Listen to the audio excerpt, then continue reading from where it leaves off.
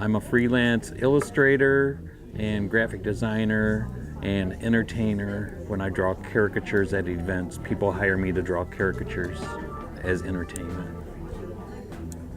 When I started, some people, I think, they have the goal of just going, oh, I'm going to be famous, and that wasn't my goal. It was like just to draw. People go, yeah, let's be rich and famous, and I'm just thinking, I just want to draw. But in high school, I kind of fell into it because while I was in high school, there was a guy, a local guy, he had a TV show on Channel 6. He had me design a poster for him with cartoon characters like, cartoon raccoon and rabbits and stuff like that. And that was when I was still in high school. So that was my first freelance job because they paid me. But when I was in high school, one of my art teachers, she taught down at LCC.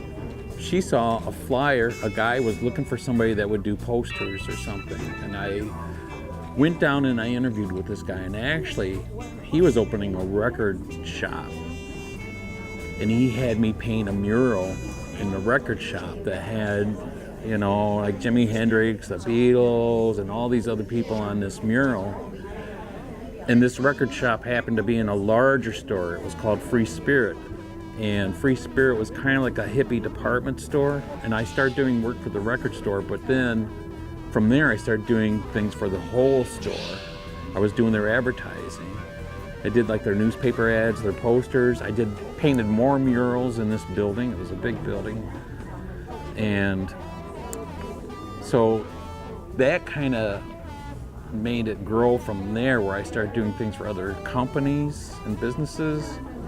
And at the same time, I was in a band and I did stuff for our band.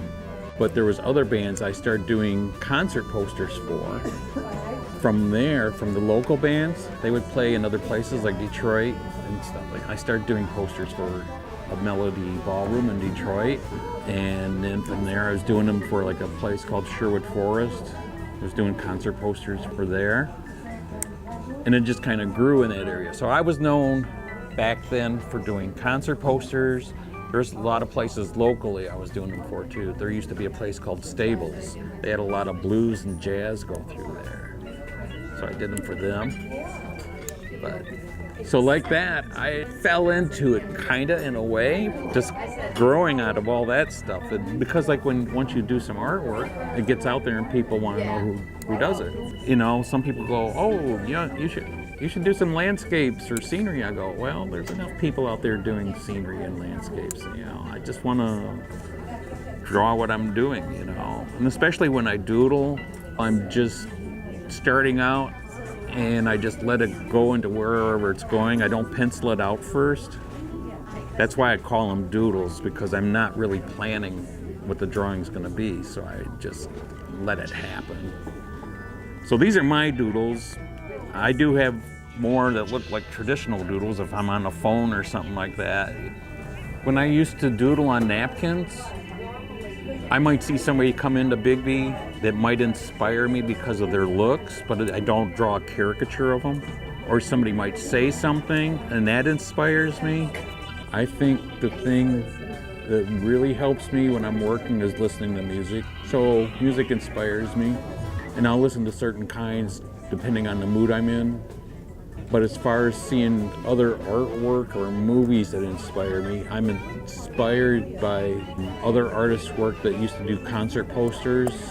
That's an inspiration. Back in high school, I was inspired by Salvador Dali and Magritte as far as painting styles. But when I'm just drawing, I don't think I think of actual movies or anything. I know that this past year I've been doodling more dragons, lizards, and stuff like that. This is just me doing things out of my head. They're not totally out of my head. Sometimes I get surprised, but then I'm going up. See, again, something came out of this I wasn't planning on.